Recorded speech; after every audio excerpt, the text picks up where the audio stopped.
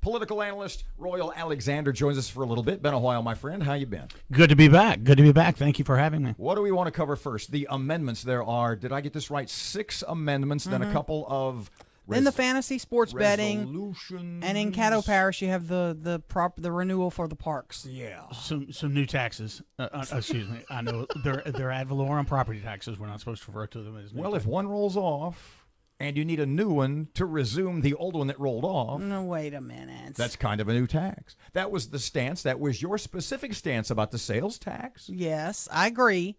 But if you've been using these funds for parks, et cetera, and not like you mentioned, for building a fire station, and then the fire station's built, the tax should roll off.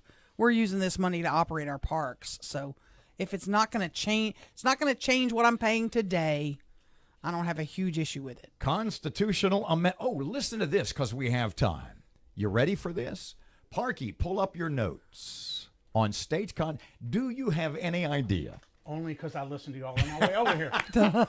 Well, Matt did a little. He found some more dirt. He did some during the news research. And in much the same way that LSU football squad is in the top 5, the AP poll for college football, Louisiana is also in the top 5 for states with the most amendments to their constitution. Oh, boy. Let's start with number 5. Oh, hold on. I got to get down to number 5. Okay, go ahead. Because they're not in order. Where are you? Let's just start with number 4 because it's Louisiana. Okay. It's been amended 300 times, but here's the fun part.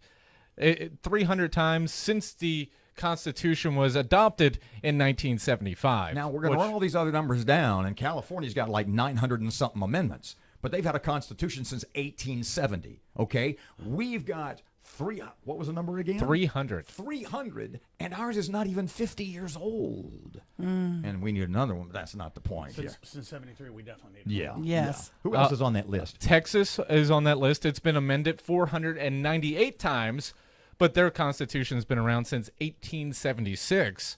So, Who's topping the list? Number 1 is Alabama. Look at that. They beat us again. Oh, man. But their constitution has been amended 905 times. Much bigger point spread.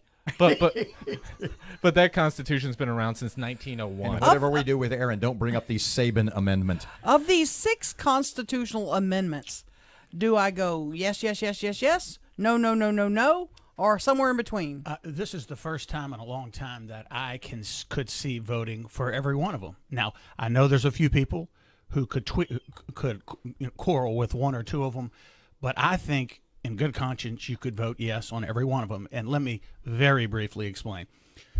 The two to me that are the most important, they're all important, but the unanimous jury verdict is very important because if we're going to have procedural fairness, procedural due process, and really say that someone has beyond a reasonable doubt been convicted of something, to me, having only 10 of 12, meaning 2, don't agree, sounds like the very definition of reasonable doubt. It does sound like doubt, yeah. And so, to me, we in Oregon are the only 2 who do it this way. I think we have to go to unanimous juries. And people tell me, well, then you're just going to allow one person to be able to hold the whole thing up. Well, that's the state's burden to prove the case. Right. I mean, it's supposed to be difficult to convict someone and take away their liberty. Number 4, the Transportation Trust Fund. Does this keep money from being spent from that fund on state police or whatever? It does. If we vote for it, all that those funds from the money in the Transportation Trust Fund can be used for is infrastructure. And our state is so desperately in need of every kind, bridges, roads. Sure. So I love the work the state police do, but they can find funding elsewhere in that budget. Write some more tickets. Right. I'm good with that. Absolutely. Oh, nice idea. Yeah.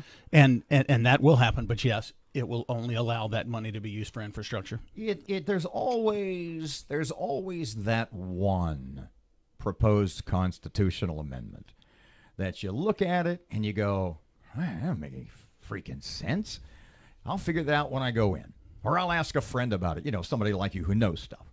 And then you go in there and it's this number 3 thing Do you support an amendment to permit, pursuant to written agreement, the donation of the Oh, use dear God, I of know. the public equipment and personnel by a what the hell is that? First of all, that one is likely unnecessary because two agencies can already do a cooperative endeavor agreement to either share personnel or share equipment. I think it's a great idea for government to do that, being the strict fiscal conservative I am. I'm tired of, if this agency needs a backhoe, I don't want them to go have to buy a backhoe, borrow the backhoe from another agency over here.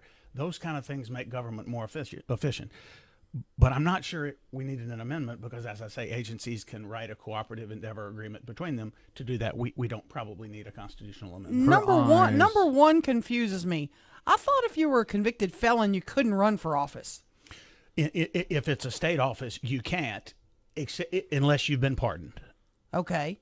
Well, this says this amendment would prohibit a convicted felon from seeking or holding public office within 5 years of completing his sentence unless he's pardoned. Why do we need this amendment? Well, because everyone doesn't get pardoned. In other words, you still have people there who won't ever get pardoned, who still think it was supposed to be 15 years that they'd have to wait. Now, but we messed that up. We didn't present that amendment correctly, so a court came back later and said, no, you don't have any time now because that's valid, that's null and void. So we came back with this saying, at least you're going to have to wait 5 years. And we need this? We do need it. Okay. I wish it were 15 years myself. I Right. do. I think the right to vote is sacred. And if you've abused the public trust, people say, well, they've already served their time. Right. But they still abuse the public trust. And I wish they'd have to wait 15 years.